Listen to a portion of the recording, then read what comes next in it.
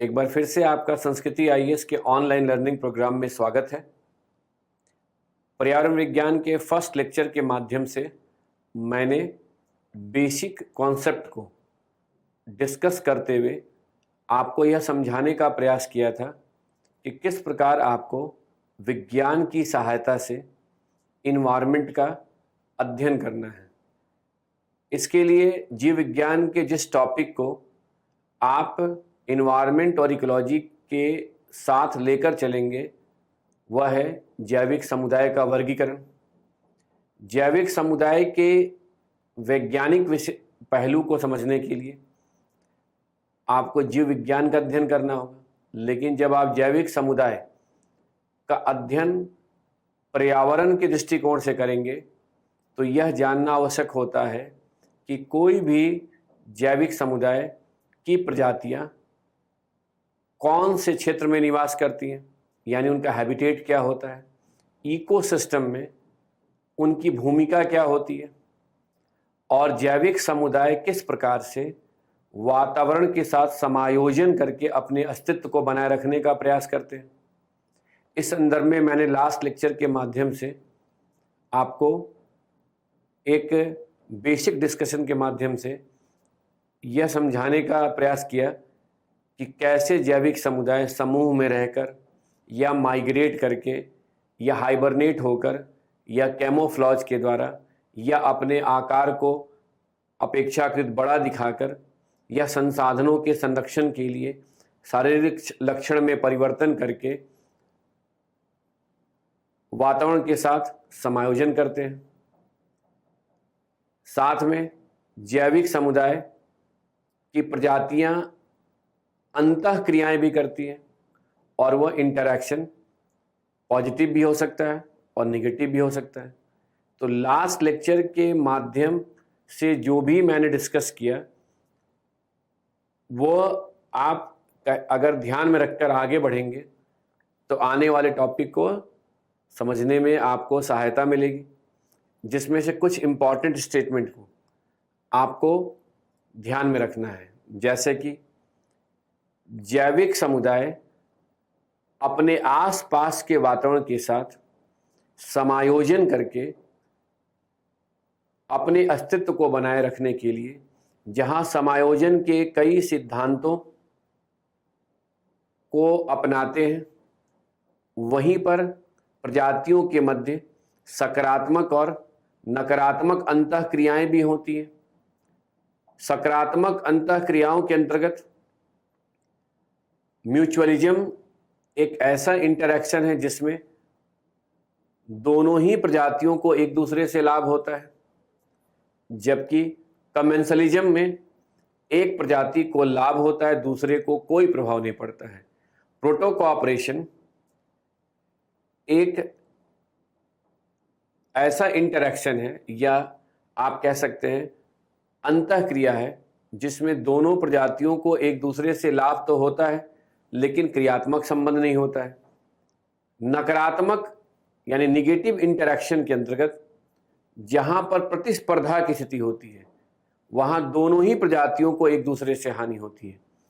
और प्रिडेशन यानी परभक्षिता के अंतर्गत जो परभक्षी होते हैं वो दूसरे जीव को मारकर खा जाते हैं, इसलिए परभक्षी को तो लाभ हो जाता है लेकिन जो जीव जिसे वो मारकर खाते हैं उनकी संख्या कम होती है, इसलिए उनके लिए हानि की स्थिति बन जाती है। परजीविता भी एक प्रकार का अंतःक्रिया है जिसमें जो पैरासाइट्स परजीवी होते हैं वे किसी न किसी दूसरे जीव पर आश्रित होते हैं और जब तक उस जीव का अस्तित्व बना रहता है, जब तक उस जीव से उसे पोषक तत्वों की प्राप्ति होती रहती है, तब तक वह उस पर आश्रित रहता है। और इस प्रकार के अंतर संबंध में जहां पैरासाइट्स परजीवी को लाभ होता है वहीं उस दूसरे प्रजाति को हानि होती है। अब ये सब टर्मिनोलॉजी थे जिनको ध्यान में रखकर हमें आगे यह देखना है कि किसी भी पारिस्थितिकी तंत्र में जो जैविक समुदाय अंतर संबंधित होकर अंतःक्रियाएं करते हैं वह जैविक समुदाय में कौन से स्पीशीज होते हैं, उनकी अपनी विशेषताएं क्या होती हैं।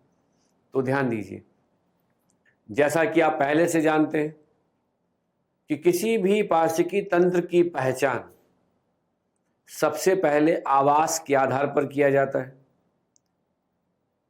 आवास के आधार पर पारिस्थितिकी तंत्र को स्थलीय और जलीय पारिस्थितिकी तंत्र में वर्गीकृत किया जाता है, और वैसा पारिस्थितिकी तंत्र जहां स्थलीय और जलीय पारिस्थितिकी तंत्र की विशेषताएं एक साथ देखने को मिलती हैं उसे हम आर्द्र भूमि पारिस्थितिकी तंत्र कहते हैं। पारिस्थितिकी तंत्र के समूह को बायोम कहते हैं। बायोम की पहचान उत्पादक स्तर पर हरे वनस्पति के आधार पर की जाती है, लेकिन आवास के आधार पर जब बायोम का सीमांकन किया जाता है तो उसे समुद्री बायोम और स्थलीय बायोम के रूप में वर्गीकृत किया जाता है। तो आज के लेक्चर के माध्यम से आपको पहले यह समझना है कि किसी भी एक्वेटिक यानी जलीय भाग में जो जैविक समुदाय रहते हैं वह उनके लिए किस प्रकार का हैबिटेट होता है। यानी जलीय भाग में पहले जैविक समुदाय के हैबिटेट को समझना है, और हैबिटेट के आधार पर हमें एक्वेटिक रीजन को डिफरेंट जोन में बांटना होगा, और साथ में ये भी देखना होगा कि जलीय भाग में रहने वाले जैविक समुदाय मूल रूप से होते कौन हैं, उनके स्पीशीज नहीं बल्कि उनकी पहचान किस आधार पर की जाती है। और फिर देखना है कि जलीय पारिस्थितिकी तंत्र को किस आधार पर हम वर्गीकृत करते हैं और उनकी अपनी विशेषताएं क्या होती हैं। जलीय पारिस्थितिकी तंत्र की उत्पादकता को कौन कौन से फैक्टर निर्धारित करते हैं। अगर आप इन्वायरमेंट और इकोलॉजी के बेसिक डिस्कशन को ध्यान में रख रहे होंगे यानी उसकी समझ होगी, तो आपको मैंने यह समझाने का प्रयास किया था कि पारिस्थितिकी तंत्र की संगठन और संरचना कैसी होती है, पारिस्थितिकी तंत्र की अपनी क्रियाशीलता क्या होती है, पारिस्थितिकी तंत्र की उत्पादकता को कौन निर्धारित करते हैं। उन्हीं सभी बातों को फिर से हमें एक प्रकार से विज्ञान की सहायता से रिवाइज करना है, और उसमें सबसे पहले यदि आपने भूगोल का अध्ययन करते समय भू आकृति विज्ञान के अंतर्गत ओशियन बॉटम रिलीफ यानी तट से लेकर महासागर के नीतल तक के क्षेत्र को समझा था, तो उसे यहाँ पहले ध्यान में रखने की आवश्यकता है। यानी यदि हम तटीय मैदान से महासागर के नीतल तक जाते हैं तो सबसे पहले हमें क्या मिलेगा, महाद्वीपीय मग्न तट। महाद्वीपीय मग्न तट के बाद जहां समुद्र में महाद्वीपीय ढाल तीव्र होता है उसे हम महाद्वीपीय ढाल ही कहते हैं, कॉन्टिनेंटल स्लोप। महाद्वीपीय ढाल के बाद महाद्वीपीय उभार।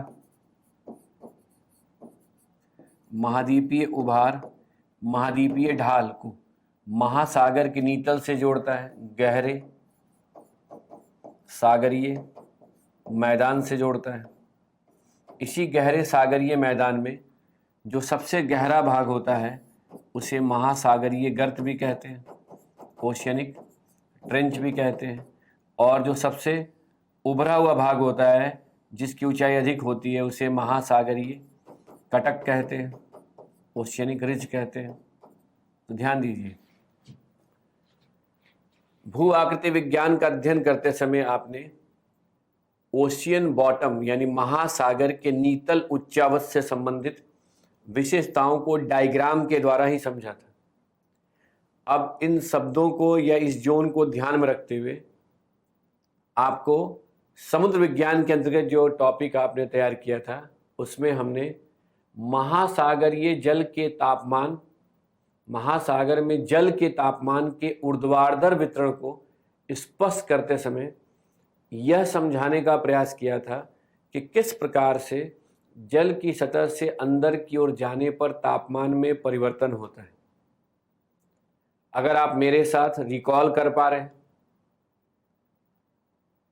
तो आप कहीं ना कहीं यह कह सकते हैं या सोच सकते हैं कि महासागर के नीतल से अंदर की ओर जाने पर जहां लगभग 500 मीटर की गहराई तक तापमान में वृद्धि होती है, वहीं पृष्ठीय सतह से अंदर की परतों में जाने पर तापमान में परिवर्तन का दर एक समान नहीं होता है।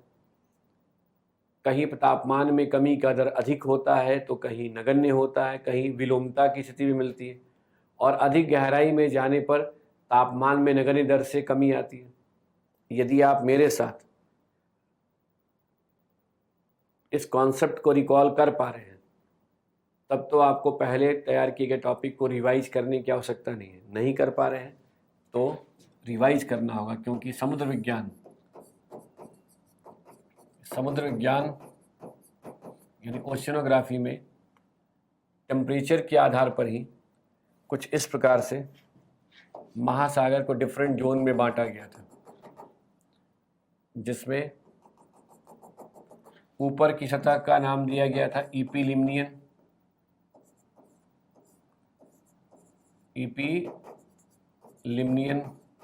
लेयर। उसके बाद अंदर की परतों को नाम दिया गया था थर्मोक्लाइन।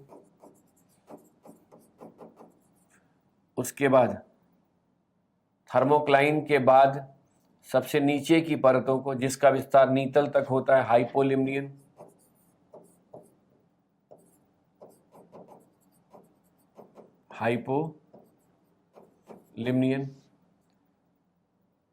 और इसके बाद अगर आप समुद्र विज्ञान के ही टॉपिक में लवणता का भी अध्ययन किया है और आपको लवणता के ऊर्ध्वाधर वितरण को डिस्कस करते समय भी मैंने यह समझाया था कि जल की सतह से अंदर की ओर जाने पर भी लवणता में परिवर्तन होता है। महासागर की पृष्ठीय सतह पर जहां लवणता सतह से लगभग 500 मीटर की गहराई तक लवणता में वृद्धि होती है, उस परत को लवणता के आधार पर ईपी हैलाइन, और जहां लवणता में परिवर्तन का दर अधिक होता है उसे हैलोक्लाइन, और जहां लवणता में नगण्य दर से कमी आती है उसे हाइपोहैलाइन लेयर का नाम देते हैं। अब देखिए, क्यों मैं कह रहा हूं कि विज्ञान की सहायता से आपको इन्वायरमेंट रिवाइज करना है, क्योंकि भू आकृति विज्ञान की सहायता से आपने समुद्र की सतह से नीतल तक जो उच्चावत संबंधित विशेषताएं हैं उनको समझा है। समुद्र विज्ञान की सहायता से आपने जल की सतह से नीतल तक तापमान और लवणता में होने वाले परिवर्तन के आधार पर समुद्र को डिफरेंट जोन में सीमांकित किया जाता है। अब इसमें जिसे आप एक एक्स्ट्रा टॉपिक के रूप में आगे अभी इसमें ऐड करेंगे कि इसी जोन में कौन से जैविक समुदाय रहते हैं, बायोटिक कम्युनिटी। लेकिन जब हम समुद्र की सतह से नीतल तक जैविक समुदाय के हैबिटेट का अध्ययन करते हैं, उनके आवास का अध्ययन करते हैं, तो उसके लिए अलग अलग टर्मिनोलॉजी का भी यूज करते हैं। तो इसलिए पहले हमें ये समझना होगा कि इन्वायरमेंट और इकोलॉजी का अध्ययन करते समय किस प्रकार से सतह से लेकर नीतल तक के क्षेत्र को डिफरेंट जोन में बांटा जाता है। तो सबसे पहले ध्यान दीजिए, अगर हम यहाँ देखें तो हम कहेंगे ये महाद्वीपीय मग्न तट है जहाँ जल की गहराई क्या है, कम है। तो जो महाद्वीपीय मग्न तट का क्षेत्र है जहाँ जल की गहराई कम होती है उस छिछले जलीय भाग को नेरेटिक जोन कहते हैं, NERITIC, नेरेटिक जोन। तो यह जो है यहाँ से लेकर यह क्या है, नेरेटिक जोन है। तो अगर आपसे कोई प्रश्न करे कि नेरेटिक जोन किसे कहते हैं, तो जवाब क्या होगा कि नेरेटिक जोन तट से संलग्न समुद्र का वह भाग होता है। नेरेटिक जोन तट से संलग्न समुद्र का वह भाग होता है जहां समुद्र की गहराई या जल की गहराई कम होती है। अब यहां इसका संबंध महाद्वीपीय मंग्न तट से होता है, यानी जहां महाद्वीपीय मंग्न तट की औसत चौड़ाई अधिक होगी वहां नेरेटिक जोन का विस्तार भी अधिक होगा। नेरेटिक जोन से आगे अगर आप समुद्र में जाते हैं ऐसे, तो समुद्री भाग में जैसे पहुंचेंगे तो नेरेटिक के बाद अगर समुद्री भाग में जाएंगे तो उसे ओशियनिक जोन कहते हैं, ओशियनिक रीजन में। और ओशियनिक में जब गहराई में जाते हैं तो उसे पेलेजिक कहते हैं। तो पेलेजिक में जो ऊपर की परत है उसे ईपी पेलेजिक, जैसा भी था ईपी लिमनियन वैसे ईपी पेलेजिक। जहां पर महाद्वीपीय ढाल है यानी छिछले जलीय भाग से गहराई में जाने पर फिर मेसो पेलेजिक, और उससे भी अधिक गहराई में जाने पर आपको बैथी पेलेजिक जोन मिलेगा, बाइथल जोन। और उससे भी बैथियल जोन के बाद अधिक गहराई में नीतल की ओर जाने पर आपको मिलेगा अबाइसल जोन। और सबसे अधिक गहराई में महासागर के नीतल से होते हुए अगर आप महासागरीय गर्त के पास पहुंच जाएंगे तो उसे हैडल जोन कहते हैं। तो ध्यान से समझिएगा, तट से समुद्र की ओर जाने पर तट से संलग्न वह भाग जहां जल की गहराई कम होती है उसे नेरेटिक जोन कहते हैं। नेरेटिक जोन के बाद समुद्र में जाने पर जहां पृष्ठीय सतह को ईपी पेलेजिक और ईपी पेलेजिक के बाद नीचे की परत को मेसोपेलेजिक के नीचे की परत को बैथियल जोन, बैथियोपेलेजिक के बाद अबाइसल के बाद हैडल जोन। यानी क्या यहाँ स्पष्ट हो रहा है कि जो ये नेरेटिक और ईपी पेलेजिक जोन है, नेरेटिक और ईपी पेलेजिक जोन है, इसे यदि हम भू आकृति विज्ञान के दृष्टिकोण से देखें तो इसका संबंध महाद्वीपीय मंग्न तट से। समुद्र विज्ञान के दृष्टिकोण से देखें तो इसका संबंध ईपी लिमनियन और ईपी हेलाइन लेयर से, जहां पृष्ठीय सतह से अंदर की परतों में जाने पर तापमान में कमी आती है। यहाँ पर इस जगह पर ध्यान दीजिएगा कि यहाँ इन्वायरमेंट में इसकी औसत गहराई को 200 मीटर मेंशन किया गया है, 200 मीटर, और इसका मैक्सिमम डेप्थ जो है 500 मीटर तक हो सकता है मैक्सिमम, लेकिन एवरेज क्या हो गया 200 मीटर। यानी नेरेटिक और पेलेजिक जोन का संबंध समुद्र के उस भाग से है, नेरेटिक और पेलेजिक जोन का संबंध समुद्र के उस भाग से है जहां तक सौर्य प्रकाश प्रवेश कर पाता है। और इस क्षेत्र को फोटिक जोन भी कहते हैं। तो अब देखिए, आगे बढ़ने के पहले मैं आपको स्टेटमेंट रिपीट कर रहा हूं। अगर नोट किए होंगे तो उस पर पुनः विचार कर लीजिए, नहीं किए होंगे तो नोट कर सकते हैं। और क्या यहां ध्यान देना है कि पारिस्थितिकी तंत्र को हैबिटेट या आवास के आधार पर स्थलीय और जलीय पारिस्थितिकी तंत्र के रूप में वर्गीकृत किया जाता है या सीमांकित किया जाता है। जलीय पारिस्थितिकी तंत्र के समूह को यानी पाचकी तंत्र के समूह को बायोम कहते हैं, और बायोम को भी आवास के आधार पर समुद्री और स्थलीय बायोम में सीमांकित या वर्गीकृत किया जाता है। समुद्री बायोम में जल की सतह से अंदर की परतों में जाने पर तापमान के साथ लवणता में भी परिवर्तन होता है। तट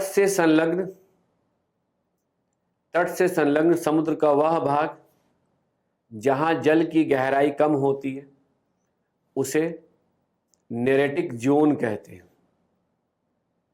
नेरेटिक जोन के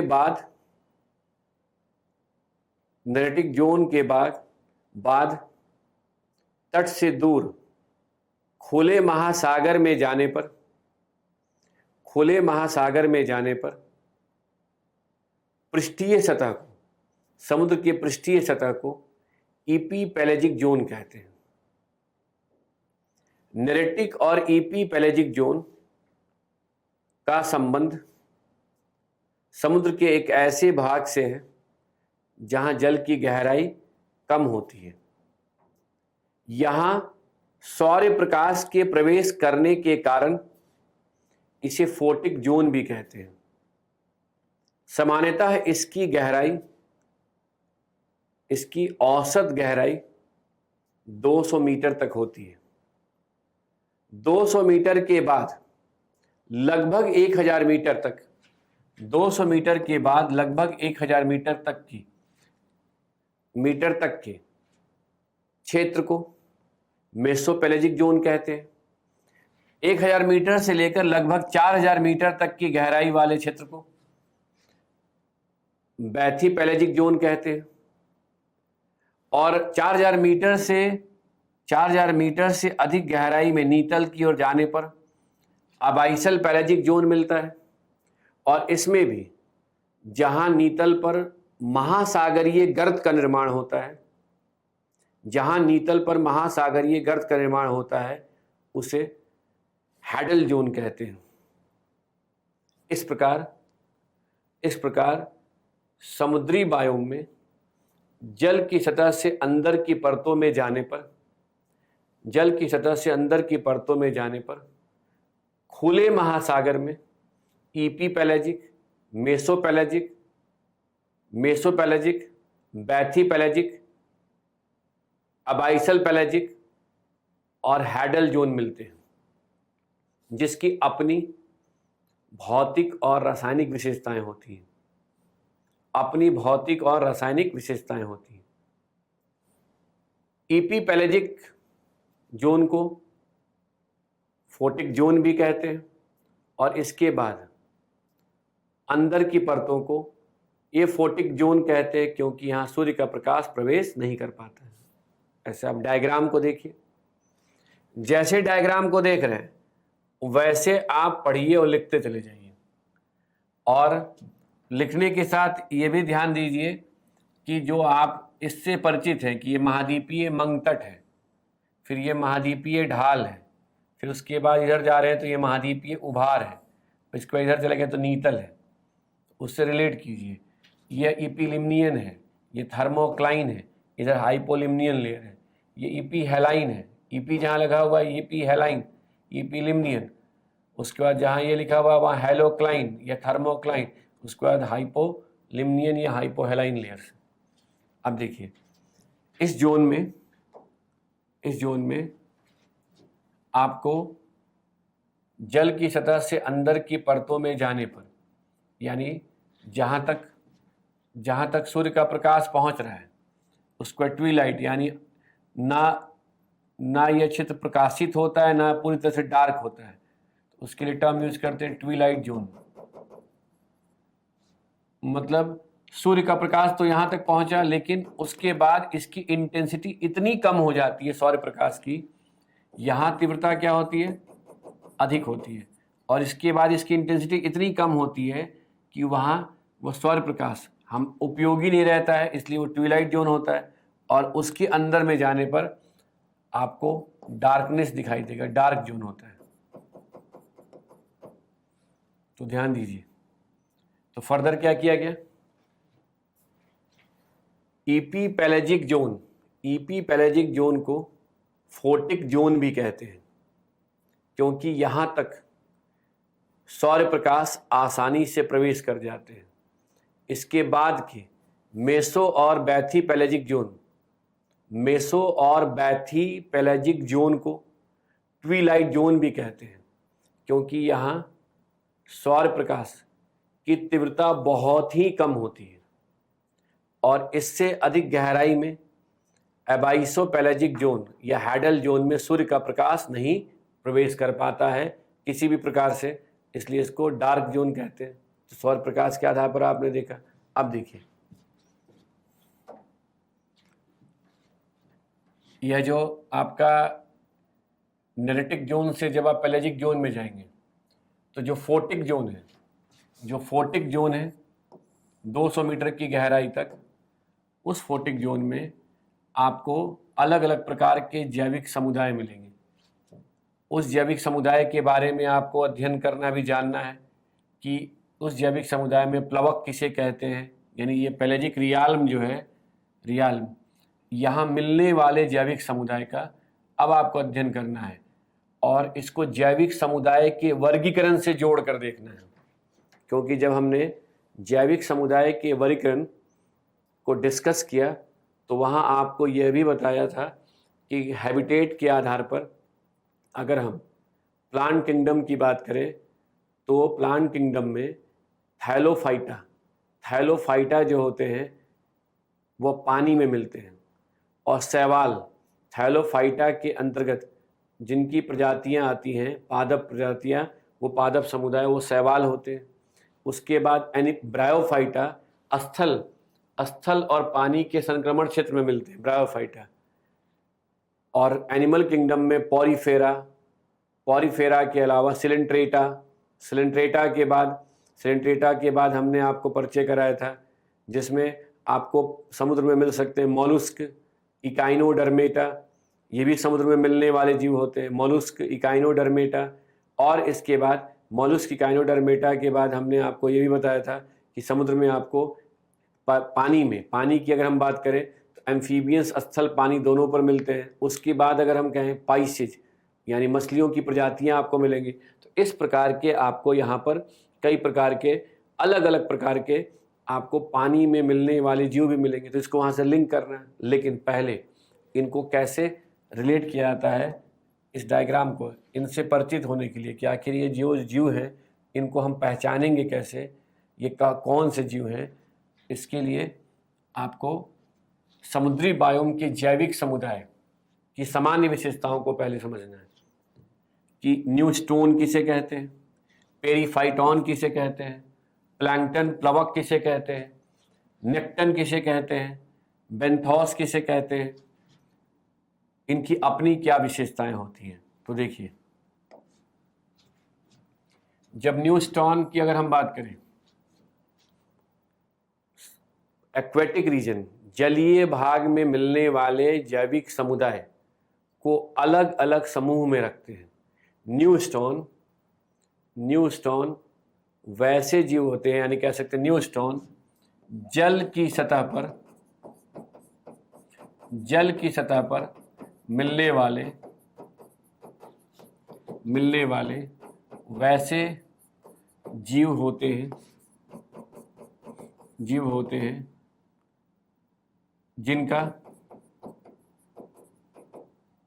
सतह से संलग्न वायुमंडल की परतों से कार्यात्मक संबंध होता है, फंक्शनल रिलेशन होता है। तो ध्यान दीजिए, जल की सतह पर मिलने वाले वैसे जीव जो सतह पर हैं, तो अगर आप कभी भी किसी झील को, तालाब को ऐसे, या समुद्र में पानी या जलीय भाग को देखे होंगे, तो कुछ ऐसे जीव होते हैं जो क्या करते हैं, सतह पे तैरते रहते हैं। तो वो पानी में तो हैं, लेकिन उनका वायुमंडल से भी कार्यात्मक संबंध होता है। यानी इस प्रकार के न्यू स्टोन को पोषक तत्वों की प्राप्ति, यानी इन्हें पोषक तत्वों की प्राप्ति जलीय भाग से होती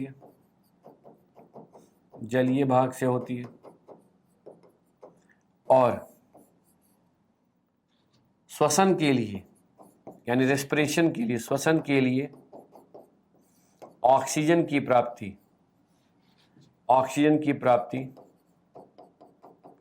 वायुमंडल से होती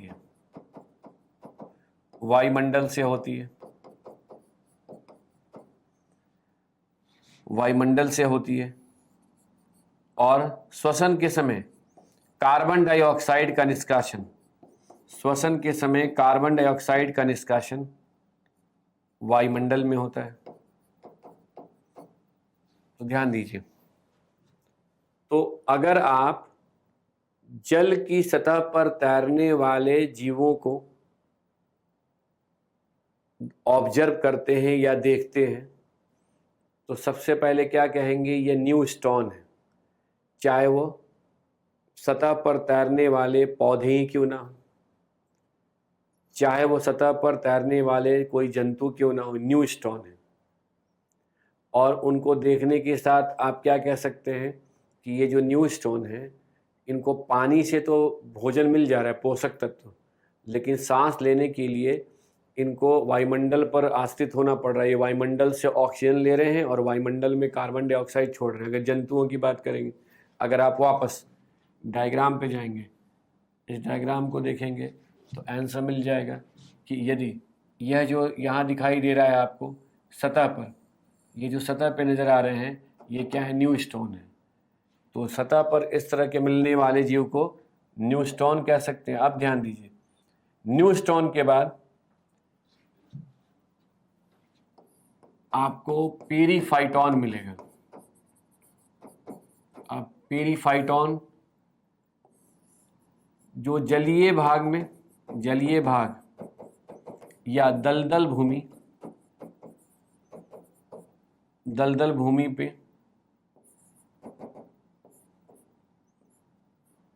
तना, पत्तियों या जड़ों के साथ मिलने वाले जीवों को पेरीफाइटॉन कहते हैं। तो ध्यान दीजिए, मान लीजिए कोई वाटर बॉडी है या कोई दलदल भूमि है जहाँ पानी है, स्थल का वह भाग जहाँ पानी भी भरा हुआ है। अगर वहाँ कोई पेड़ पौधा है, उस पेड़ पौधे में उसकी पत्तियाँ हो सकती हैं, उनकी तनाएं हो सकती हैं, उनकी जड़ें हो सकती हैं, और वो जड़ें जो हो सकता हो कीचड़ युक्त भूमि पर सतह पे बाहर भी निकली हो, उनके साथ जो जीव रहते हैं उन्हें पेरीफाइटॉन कहते हैं। तो पेरीफाइटॉन इस प्रकार के पौधों के साथ सहजीवी के रूप में रहते हैं। ये क्या रहते हैं, सहजीवी के रूप में रहते हैं। क्यों रहते हैं? क्योंकि यह जो है, जहाँ इनको तना से, पत्तियों से, जड़ों से पोषक तत्वों की प्राप्ति होती है, वहीं ये इन पौधों को पोषक तत्व उपलब्ध भी कराते हैं। तो कह सकते हैं कि जल की सतह पर मिलने वाले जैविक समुदाय दो प्रकार के होते हैं, एक न्यू स्टोन और दूसरा पेरीफाइटॉन। दोनों में अंतर क्या है? न्यू स्टोन सतह पर तैर सकते हैं, वो पानी के अंदर, जंतु अगर होंगे तो पानी के अंदर भी जा सकते हैं, अंदर से फिर सतह पे आ सकते हैं। पेरीफाइटॉन जो होते हैं वो पेड़ पौधों के साथ होते हैं, यानी वहाँ जो पत्तियां, तनाएं होती हैं उनके साथ होती है। यह एक इम्पॉर्टेंट स्टेटमेंट है जिसको ध्यान रखना है कि सभी जलीय पारिस्थितिकी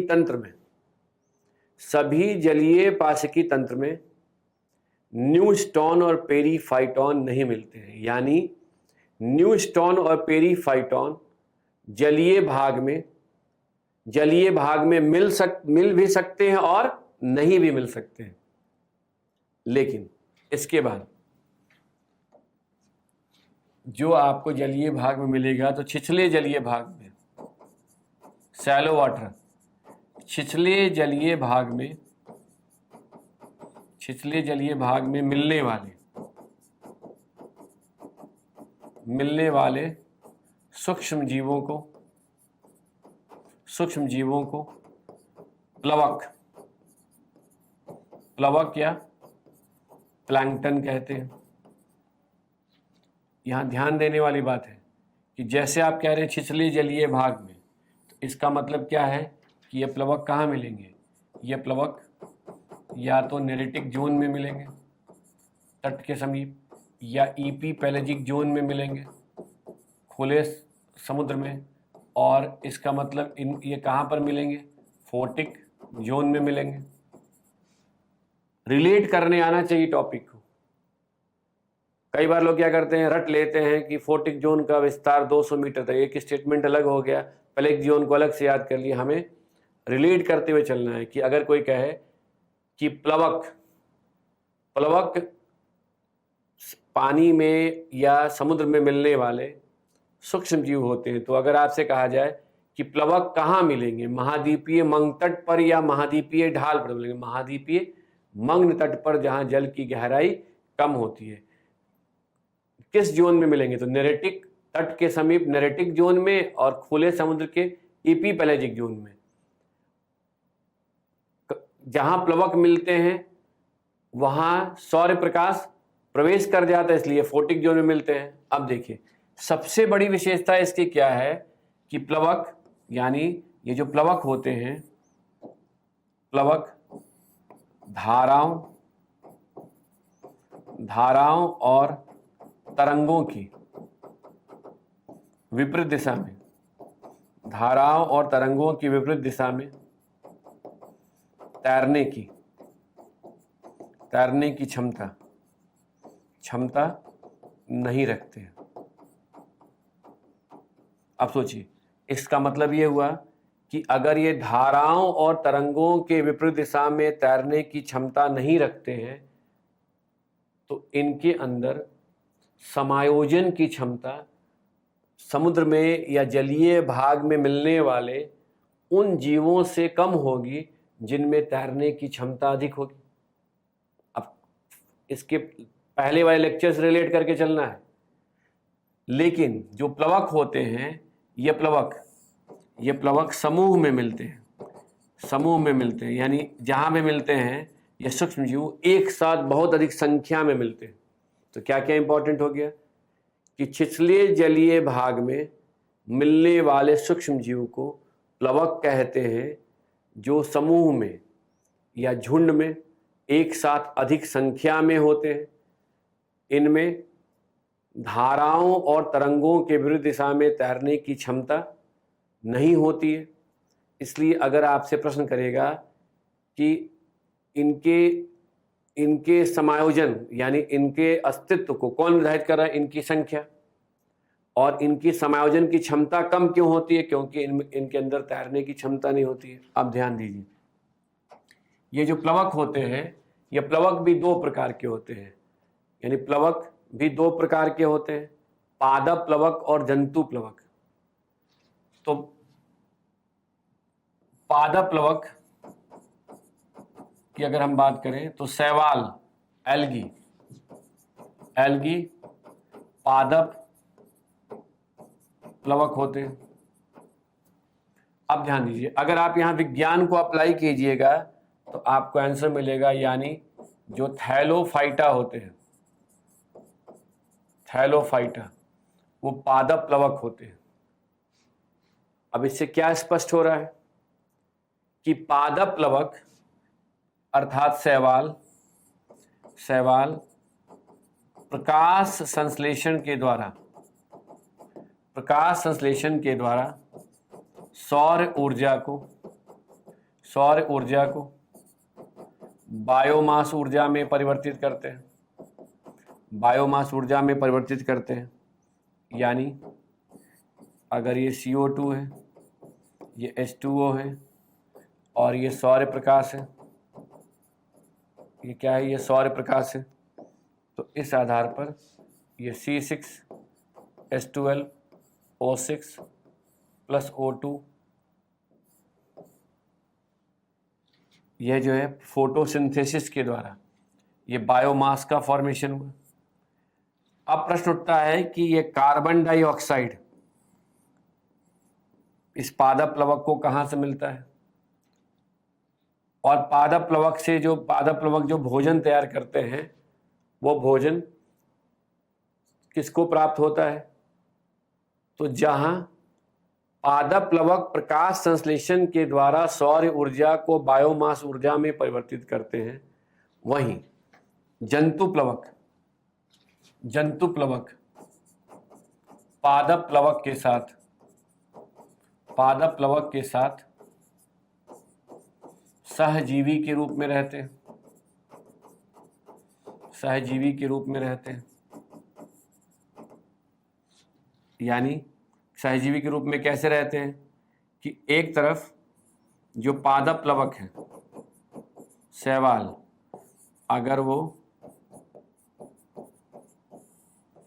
यदि वे प्रकाश संश्लेषण के द्वारा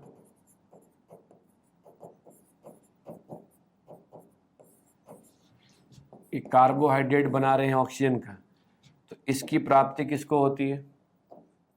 इसकी प्राप्ति ये जंतु प्लवक को होती है, और यहाँ कौन सी प्रक्रिया होती है? श्वसन की क्रिया होती है। और जिससे क्या होता है कि जिससे बाद में इसका उपयोग करके श्वसन के द्वारा जहाँ ये CO2 और वाटर बनता है और साथ में ATP के फॉर्म में जंतु प्लवक को जैव रासायनिक ऊर्जा यानी पोषक न्यूट्रिशनल ऊर्जा की प्राप्ति हो जाती है। ठीक है, तो कुल मिलाकर देखिए कि जहां पादप प्लवक जंतु प्लवक को भोजन उपलब्ध कराते हैं, वहीं जंतु प्लवक पादप प्लवक को कार्बन डाइऑक्साइड उपलब्ध कराता है। जंतु प्लवक के मेटाबॉलिज्म के बाद, उपापचयी क्रियाओं के बाद जो वेस्ट ऑर्गेनिक मैटर होता है, जो अवशिष्ट कार्बनिक पदार्थ होते हैं, उसे ये पादप प्लवक पोषक तत्वों के रूप में प्राप्त करते हैं। अब सोचिए कि जंतु और पादप प्लवक को एक दूसरे से लाभ हो रहा है। फिर इसके पिछले लेक्चर को रिलेट कीजिए कि म्यूचुअलिज्म एक ऐसी अंतः क्रिया होती है प्रजातियों के बीच में जिसमें दोनों ही प्रजातियों को एक दूसरे से लाभ होता है।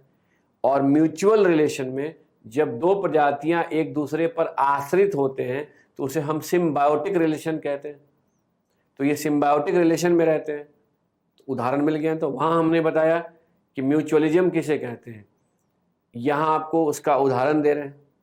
अगर आप समुद्र विज्ञान की क्लास को रिकॉल करेंगे तो वहाँ हमने एक्सप्लेन किया था कि पादप प्लवक यानी जूओजैंथली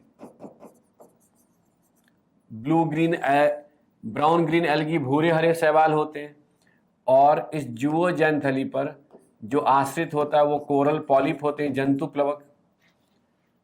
तो प्रवाल कीट यानी कोरल पॉलिप और भूरे हरे शैवाल जूओजैंथली एक दूसरे के साथ सहजीवी के रूप में रहते हैं। तो आप जैसे जूओजैंथली का आप नाम सुने तो कहेंगे जूओजैंथली एक प्रकार का पादप प्लवक होता है, प्रवाल कीट एक प्रकार का जंतु प्लवक होता है। कहाँ रहते हैं? तो ये समुद्री बायोम, समुद्र में तट के समीप नेरेटिक जोन में और तट से दूर खुले समुद्र के इपीपैलेजिक जोन में रहते हैं, जहाँ तक सूर्य का प्रकाश प्रवेश कर पाता है।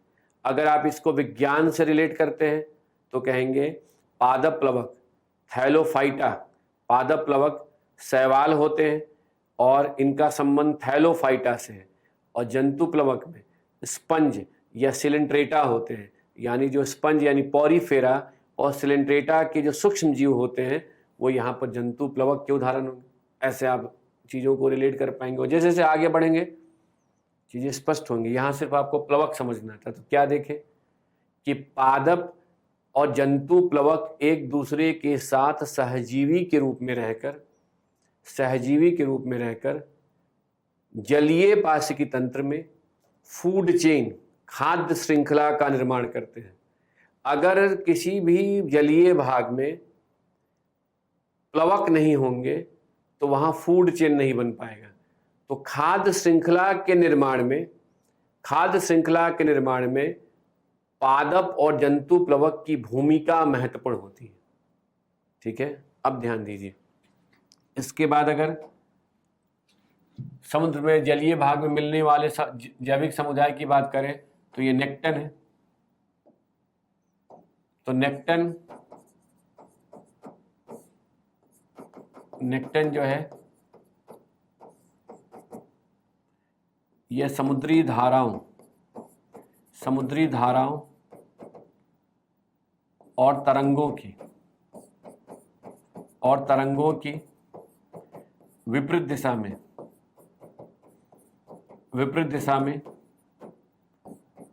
तैरने की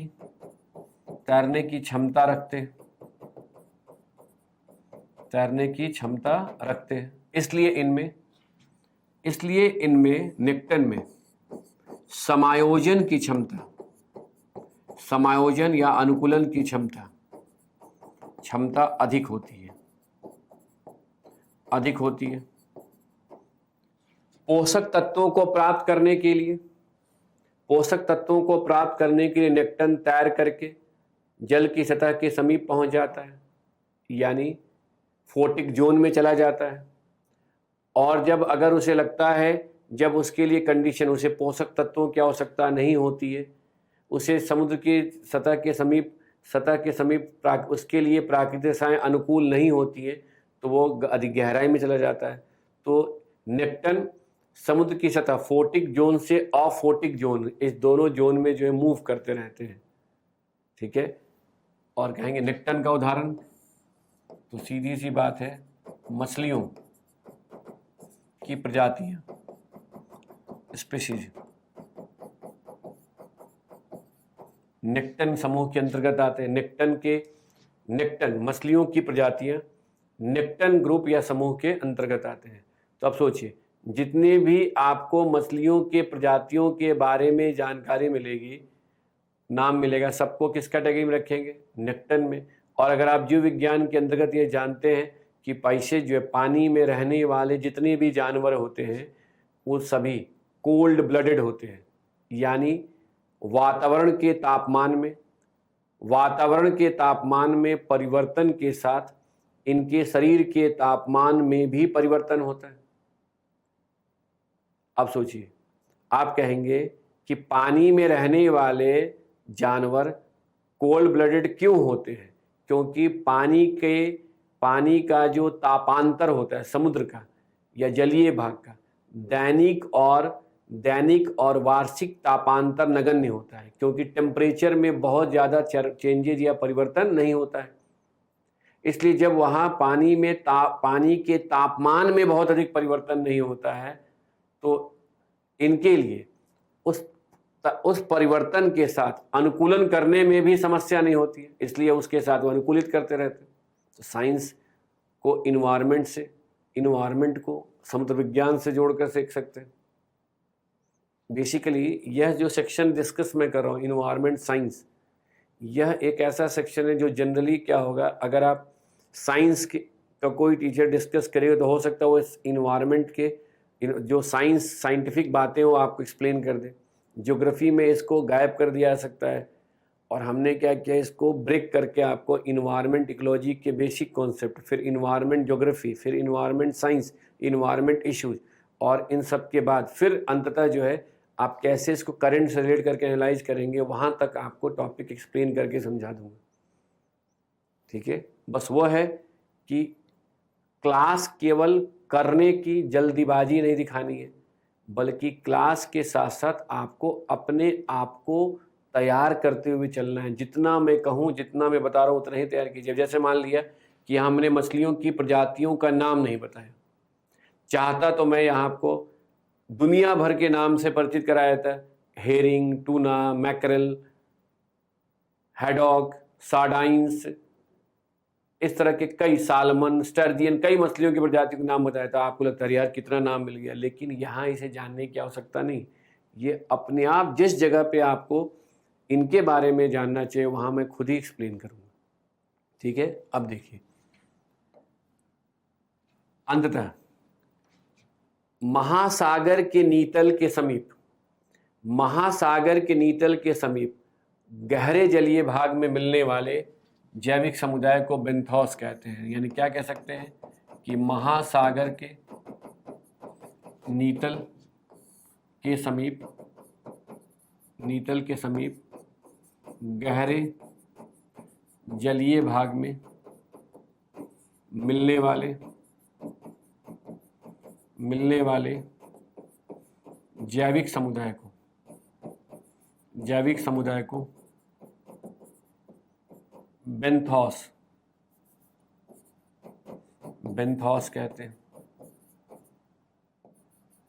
अब आप ये खुद समझ सकते हैं कि बेंथोस जिस क्षेत्र में रहते हैं वहाँ सूर्य का प्रकाश प्रवेश नहीं कर पाता है, इसलिए यहाँ प्रकाश संश्लेषण की क्रिया नहीं होती है, इसलिए यहाँ पर हरे वनस्पति या पादप समुदाय नहीं मिलते हैं। तो इस प्रकार के बेंथोस को, यानी बेंथोस को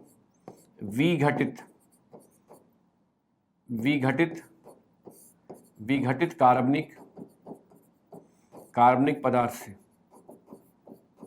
पदार्थ से पोषक तत्वों की प्राप्ति होती है।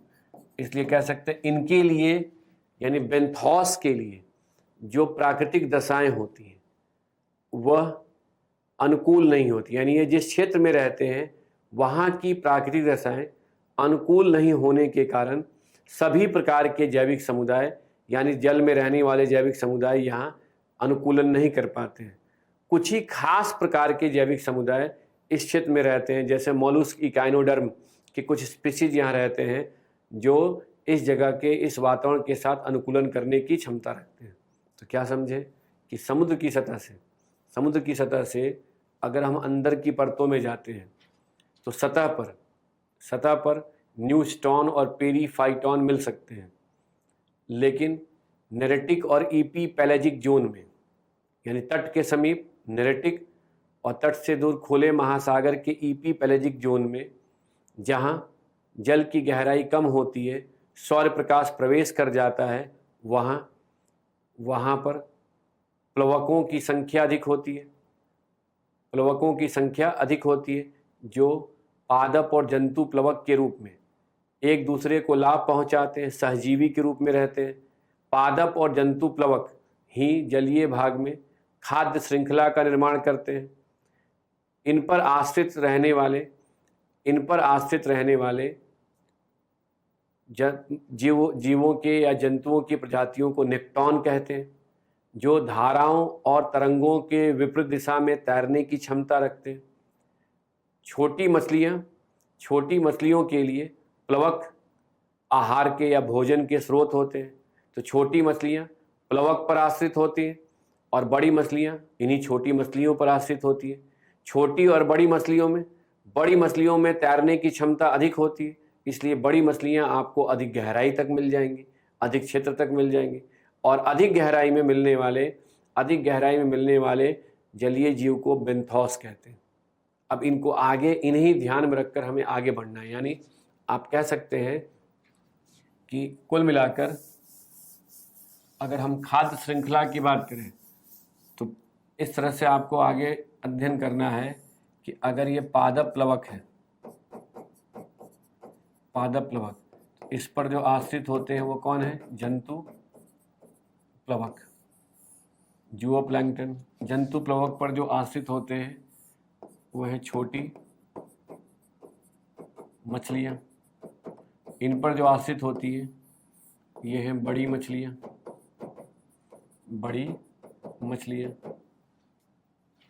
अब सोचिए, अगर इनको आप साइंस की भाषा में देखें तो ये थैलोफाइटा है। यहाँ पर क्या होंगे? या तो ये पोरीफेरा के जीव होंगे या सिलेंट्रेटा के जीव होंगे, पोरीफेरा या सिलेंट्रेटा के। बड़ी और छोटी मछलियों की बात कर रहे हैं, पाइसेज होंगे। और इसके अलावा जो पानी में मिलने वाले होते हैं मोलुस्क या इकाइनोडर्म, वो आपको बेंथोस अधिक गहराई में मिल सकते हैं। तो हमें एक एक करके सभी के बारे में अध्ययन करना है। लेकिन उसके पहले अब हमें क्या समझना है कि अब तक के डिस्कशन के माध्यम से आपको यह स्पष्ट हो जाना चाहिए कि आवास के आधार पर यदि बायोम को समुद्री और स्थलीय बायोम में सीमांकित किया जाता है या वर्गीकृत किया जाता है, तो समुद्री बायोम को भी डिफरेंट जोन में बांटा जाता है। और जल की सतह से अंदर की परतों में जाने पर तापमान लवणता में परिवर्तन के साथ सौर प्रकाश की उपलब्धता और अनुपलब्धता के कारण जैविक समुदाय के लिए सभी जोन की प्राकृतिक दशाएं एक समान नहीं होती है। इसलिए ही समुद्र की सतह से नीतल तक जाने पर जो जैविक समुदाय मिलते हैं उनकी अपनी अलग अलग विशेषताएं होती हैं, जिसके आधार पर उन्हें अलग अलग प्रकार से वर्गीकृत किया गया है और उनका डिफरेंट जोन होता है। अब जलीय पाशिकी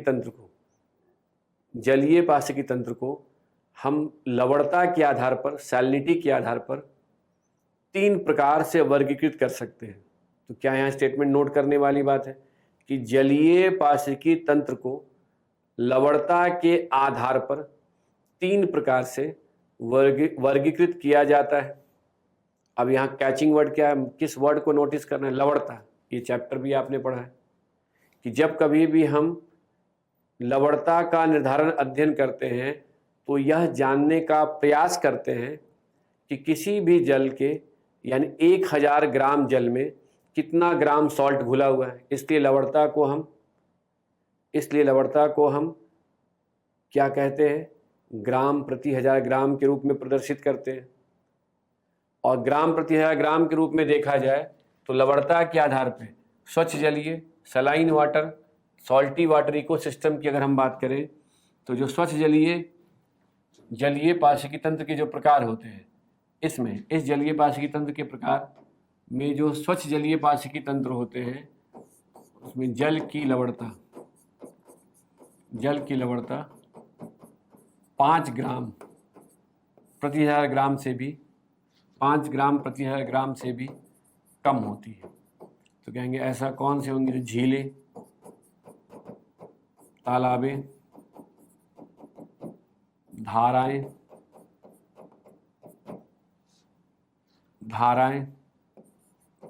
नदियां, झरने, ये सब क्या है? फ्रेश वाटर इकोसिस्टम के उदाहरण है, जो आपको कहाँ मिलेगा? तट से दूर स्थलीय भाग में मिलेगा, जहाँ पर जल की लवणता 5 ग्राम प्रति 1000 ग्राम से भी कम होती है। लेकिन वहीं खारे जलीय पाशिकी तंत्र यानी सलाइन वाटर इकोसिस्टम की बात करें, खारे जलीय पाशिकी तंत्र की लवणता 5 ग्राम प्रति 1000 से लेकर 35 ग्राम प्रति 1000 ग्राम तक होती है, 5 से 35 तक होती है। अगर आपको ध्यान होगा तो महासागर की औसत लवणता भी 35.1 के करीब होती है। तो जहाँ पर महासागर की लवणता औसत से कम होती है उसे हम ब्रैकिश वाटर या खारा जलीय भाग कहते हैं। और इसका जो उदाहरण है इसके लिए एस्चुरी जिसे लोग हिंदी में ज्वार नदमुख भी कहते हैं। आप इस टर्म से भी परिचित होंगे कि नदी का मुहाना जब समुद्र में मिल जाता है तो उस मुहाने को ही ज्वार नदमुख या एस्चुरी कहते हैं, जहां नदी का जल यानी स्वच्छ जल और समुद्री जल का मिक्सचर होता है, इसलिए यहाँ जल की लवणता कम होती है। दूसरे नंबर पर देखिए, आप इससे भी परिचित होंगे, लैगून।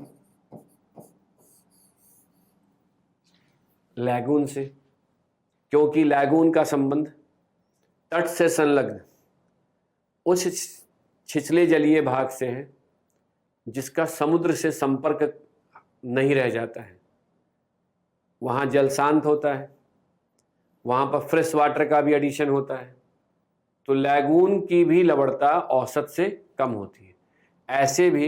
ऐसे ही बहुत सारी खाड़ी हो सकती हैं, बे, गल्फ या बाइट हो सकते हैं, जहाँ पर नदियों के द्वारा स्वच्छ जल का निकास होता है। इसके बाद सॉल्टी वाटर इकोसिस्टम में लवणीय जल पाशिकी तंत्र की लवणता 35 से औसत से अधिक होती है। 35 से अधिक होती है। तो ये क्या है? खुले समुद्र की लवणता 35 से अधिक होती है। इस प्रकार आपने क्या देखा कि जल की लवणता के आधार पर भी जलीय पाशिकी तंत्र को स्वच्छ जलीय, खारा जलीय और लवणीय पाशिकी तंत्र के रूप में वर्गीकृत या सीमांकित किया जाता है। तो पहचानने का एक आधार है। अब देखिए, किसी भी इकोसिस्टम की, किसी भी पाशिकी तंत्र की अपनी एक उत्पादकता होती है और पाशिकी तंत्र की उत्पादकता ही उसकी क्रियाशीलता, अस्थायित्व और बायोडाइवर्सिटी को, जैव विविधता को निर्धारित करता है। ये भी आपको मैंने पहले क्लियर किया है। अब देखिए, जलीय पाशिकी तंत्र की उत्पादकता को मूल रूप से कौन निर्धारित करता है? तो एक सौर प्रकाश की उपलब्धता, दूसरा ऑक्सीजन की उपलब्धता और तीसरा तापमान। तो ध्यान दीजिए कि जलीय पाशिकी तंत्र की उत्पादकता को निर्धारित करने वाले कारकों में सौर प्रकाश और ऑक्सीजन की उपलब्धता के साथ तापमान का सर्वाधिक प्रभाव होता है। ये तीन मुख्य रूप से फैक्टर हैं। सौर प्रकाश की उपलब्धता के आधार पर ही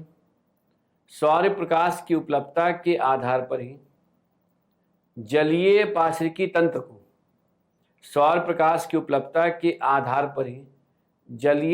तंत्र को फोटिक और, यानी किस जोन में बांटते हैं? फोटिक जोन और अफोटिक जोन में बांटा जाता है। प्रकाशिक और अप्रकाशिक जोन में बांटा जाता है। ध्यान रखिएगा, हिंदी के साथ अंग्रेजी के टर्मिनोलॉजी को भी जानते रहना है, सुनते रहना है, क्योंकि आप जिस एग्जामिनेशन की तैयारी कर रहे हो वहाँ बाइलिंगुअल होने का कोशिश कीजिए, तो आपकी समझ भी बेहतर होगी और टॉपिक को एनालाइज करने में भी आपका दिमाग ज़्यादा चलेगा। बाद में हिंदी वगैरह यूज़ करते रहिएगा, ठीक है? आप फोटिक भी लिख सकते हैं, अब देखिए, जैसे भी कहा हमने कि सौर प्रकाश की उपलब्धता के आधार पर जलीय पाशिकी तंत्र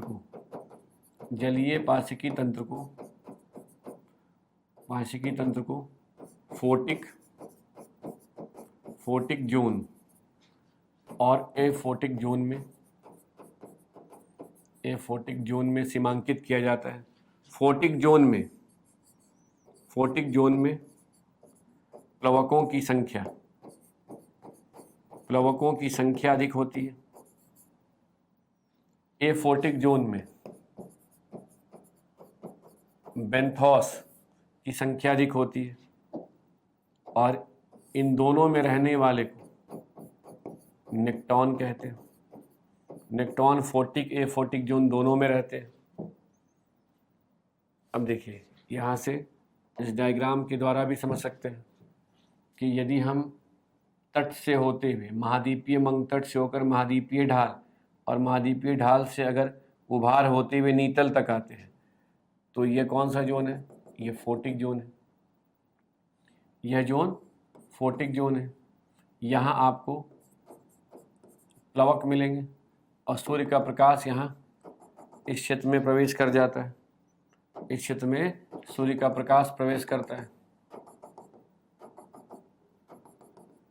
इसकी इंटेंसिटी अधिक होती है। इसके बाद ये फोटिक जोन है। ये फोटिक जोन के बाद अबाइसल जोन है, बेंथिक जोन है।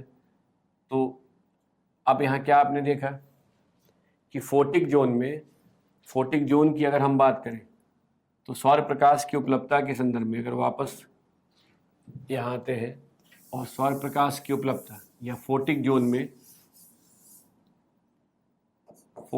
में प्रकाश संश्लेषण,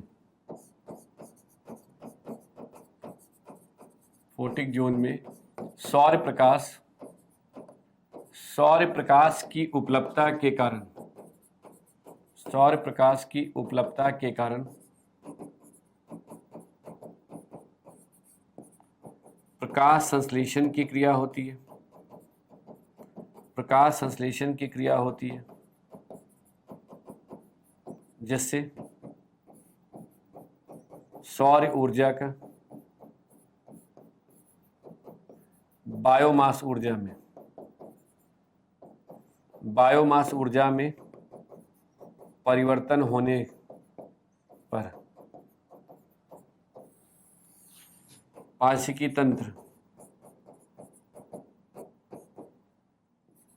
तंत्र को ऊर्जा की प्राप्ति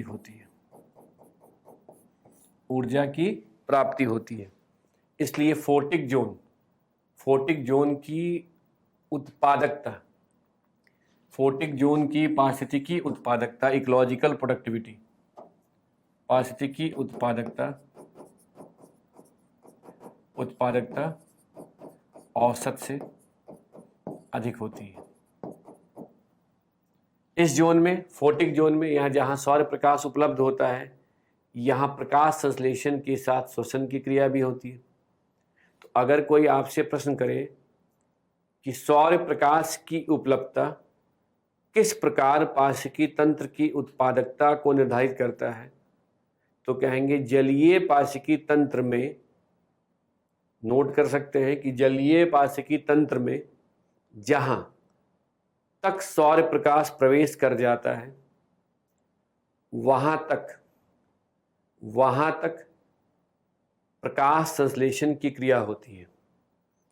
पादप प्लवकों के द्वारा सौर प्रकाश को, सौर ऊर्जा को बायोमास ऊर्जा में परिवर्तित किए जाने के कारण पार्शिकी तंत्र की क्रियाशीलता बनी रहती है, पार्शिकी तंत्र को ऊर्जा उपलब्ध हो पाता है। इसलिए सौर प्रकाश की उपलब्धता केवल प्रकाश संश्लेषण की क्रिया ही नहीं बल्कि पार्शिकी तंत्र की उत्पादकता को भी निर्धारित करता है। अब ध्यान दीजिए कि जल की सतह की पारदर्शिता, जल की सतह की पारदर्शिता, ट्रांसपेरेंसी, पारदर्शिता फोटिक जोन की गहराई को निर्धारित करता है। यानी जहां जल की सतह की पारदर्शिता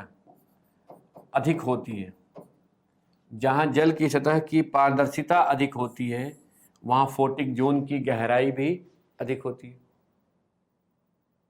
क्लियर हो गया? तो एक बात यहां क्या स्पष्ट हो गया कि किसी भी एक्वेटिक इकोसिस्टम में सौर प्रकाश की उपलब्धता पार्शिकी तंत्र की उत्पादकता को निर्धारित करने वाला सबसे महत्वपूर्ण कारक है और प्रकाश संश्लेषण की क्रिया सबसे महत्वपूर्ण प्रक्रिया है, प्रोसेस है। और जल की सतह की पारदर्शिता सौर प्रकाश की उपलब्धता को निर्धारित करता है। अब देखिए, इसके बाद अगर आए ऑक्सीजन की उपलब्धता की बात करें तो ऑक्सीजन की उपलब्धता का संबंध है बीओडी से, सीओडी से, इसके अलावा एक टीओडी वर्ड करते हैं, biological oxygen demand, chemical oxygen demand,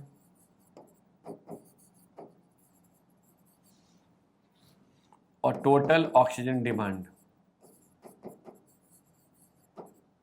शब्दों पर ध्यान दीजिएगा।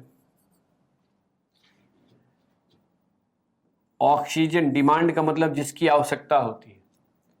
तो सोचिए कि जो सूक्ष्म जीव होते हैं, अब एक एक करके इसको समझिएगा, बीओडी, सीओडी और टीओडी।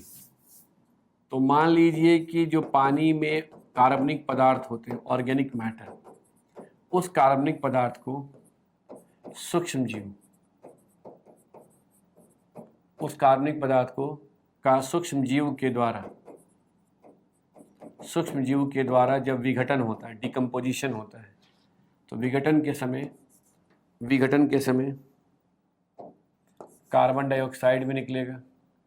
विघटन के समय आपको न्यू सेल का फॉर्मेशन भी हो सकता है।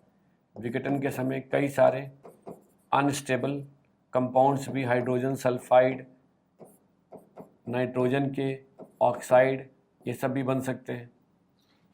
और पोषक तत्वों की तो प्राप्ति होती ही है। तो अब यहाँ क्या समझना है उसे ध्यान दीजिए कि सूक्ष्म जीवों के द्वारा कार्बनिक पदार्थों के विघटन के लिए जितनी ऑक्सीजन की आवश्यकता होती है उसे ही हम बायोलॉजिकल ऑक्सीजन डिमांड कहते हैं। ठीक है, फिर से मैं रिपीट कर रहा हूं, नोट कर सकते हैं। बायोलॉजिकल ऑक्सीजन डिमांड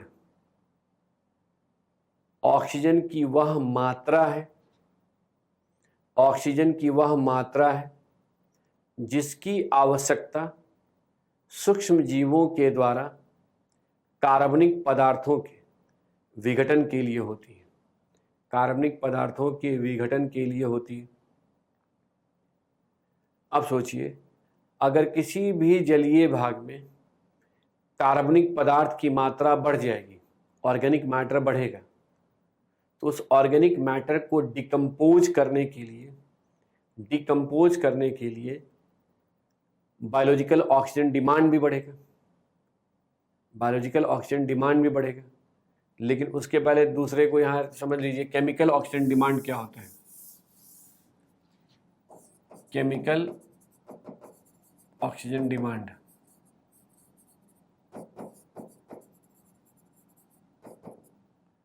वैसे रासायनिक पदार्थ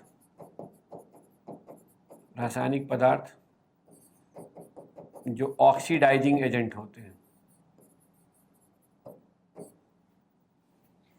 वैसे रासायनिक पदार्थ जो कार्बनिक पदार्थों का या रासायनिक पदार्थों का, केमिकल, ऑर्गेनिक भी हो सकता है, इनऑर्गेनिक भी हो सकता है, कार्बनिक पदार्थों का विघटन करते हैं। तो जब ऑक्सीडाइजिंग एजेंट या रासायनिक पदार्थ किसी भी प्रकार के कार्बनिक और अकार्बनिक पदार्थों का विघटन करते हैं तो उन्हें ऑक्सीजन की आवश्यकता होती है। तो ऑक्सीडाइजिंग एजेंट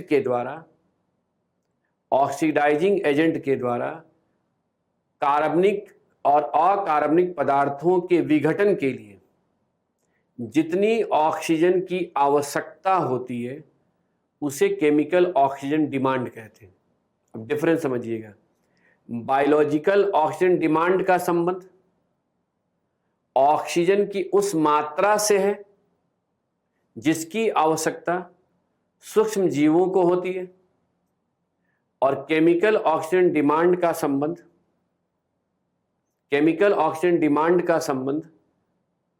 ऑक्सीजन की उस मात्रा से है जिसकी आवश्यकता ऑक्सीडाइजिंग एजेंट को होती है, केमिकल, कोई केमिकल मैटर को होती है जो ऑक्सीडाइज करने का काम करता है। प्राकृतिक वातावरण में, जलीय पाशिकी तंत्र में केमिकल ऑक्सीजन डिमांड का मापन करना, इसका मेजरमेंट करना तकनीकी दृष्टि से एक कठिन कार्य है, एक कठिन कार्य है। इसलिए बायोलॉजिकल ऑक्सीजन डिमांड बीओडी को जलीय पाशिकी तंत्र की गुणवत्ता के मापन के रूप में लिया जाता है। यानी जलीय पाशिकी तंत्र की गुणवत्ता कितनी है, इसका निर्धारण बीओडी के आधार पर करते हैं। किसके आधार पर करते हैं? बायोलॉजिकल ऑक्सीजन डिमांड के आधार पर करते हैं। आप कहेंगे कैसे करते हैं, उसे समझिए। यहां समझने क्या हो सकता है कि जल में ऑक्सीजन की एक निश्चित घुलनशीलता होती है, यानी एक निश्चित मात्रा में उपलब्धता होती है। जल में ऑक्सीजन एक निश्चित मात्रा में उपलब्ध होता है। इसको सीधी भाषा में ऐसे कह सकते हैं कि जल में ऑक्सीजन एक निश्चित मात्रा में उपलब्ध होता है। ठीक है, यानी ये लगभग कांस्टेंट है।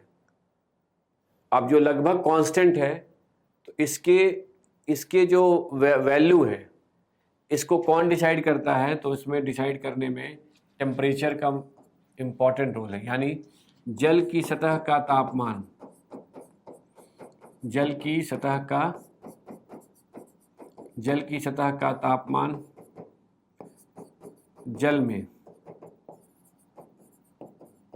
ऑक्सीजन की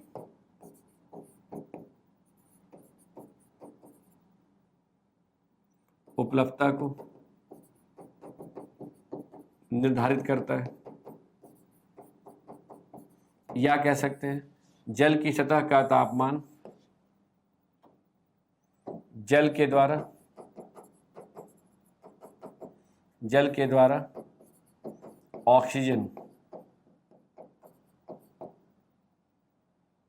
को अवशोषित, एब्जॉर्ब करने की क्षमता को निर्धारित करता है, करने की क्षमता को निर्धारित करता है। अब इसे कैसे समझेंगे वो देखिए। एक है कूल वाटर, यानी या ऐसे कह सकते हैं कि जब कूल वाटर है या कोल्ड वाटर है, कोल्ड वाटर, फिर कूल वाटर है, फिर वार्म वाटर है, फिर हॉट वाटर है।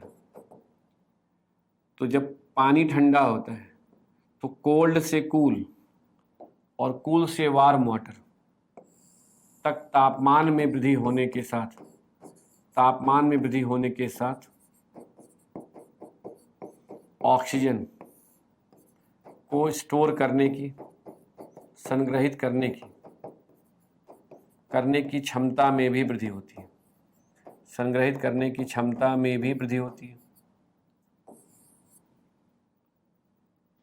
तो यहाँ क्या एक इम्पॉर्टेंट पॉइंट है कि जब किसी ठंडे जल के तापमान में वृद्धि होती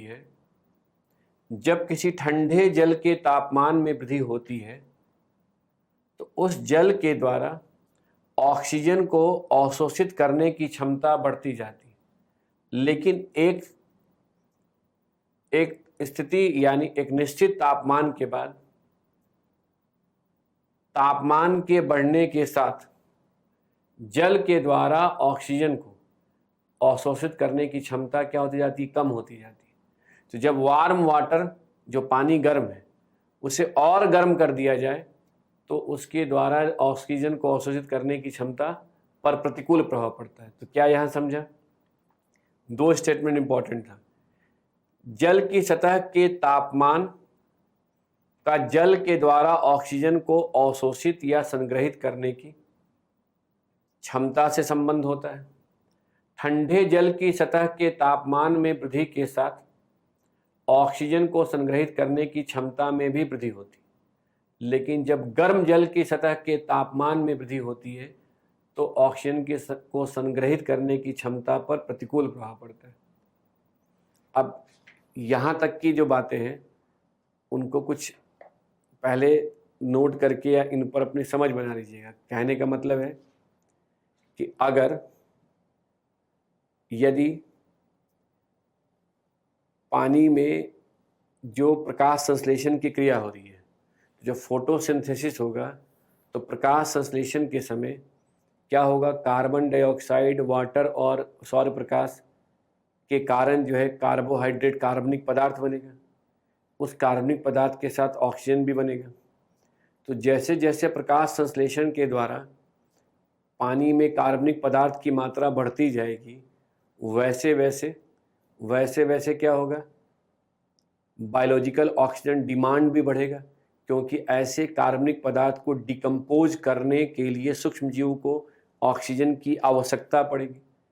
तो मान लीजिए कि जब तक जो है, अब यहाँ से जो कॉन्सेप्ट को अप्लाई करना है उस पर ध्यान दीजिए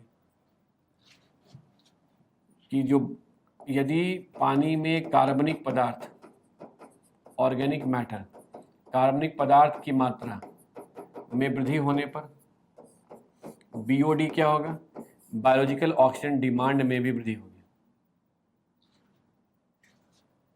तो सीधी सी बात है, ऑर्गेनिक मैटर बढ़ रहा है तो इकोसिस्टम की प्रोडक्टिविटी भी बढ़ रही है। लेकिन जब तक बायोलॉजिकल ऑक्सीजन डिमांड जल में उपलब्ध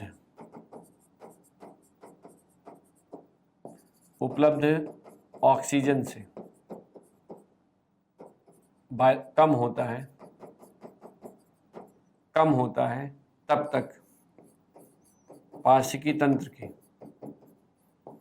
पार्श्विकी तंत्र की उत्पादकता में वृद्धि होती है।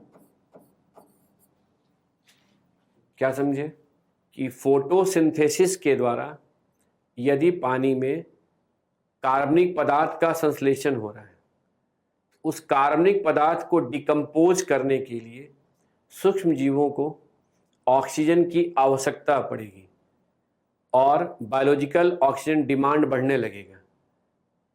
लेकिन नेक्स्ट स्टेटमेंट को नोट करिएगा कि जब तक बायोलॉजिकल ऑक्सीजन डिमांड जल में घुले हुए ऑक्सीजन की मात्रा से कम होता है तब तक पार्श्विकी तंत्र की उत्पादकता में वृद्धि होती है। और जब बायोलॉजिकल ऑक्सीजन डिमांड और जल में घुले हुए ऑक्सीजन की मात्रा लगभग एक समान हो जाती है, तब उस समय इकोसिस्टम, पार्श्विकी तंत्र की उत्पादकता सबसे अधिक होती है। अब आप खुद सोचिए, किसी भी सिस्टम की अपनी एक कैपेसिटी होती है। उस कैपेसिटी पर अगर वो सिस्टम पहुंच गया तो सैचुरेट कर गया, वो मैक्सिमम है।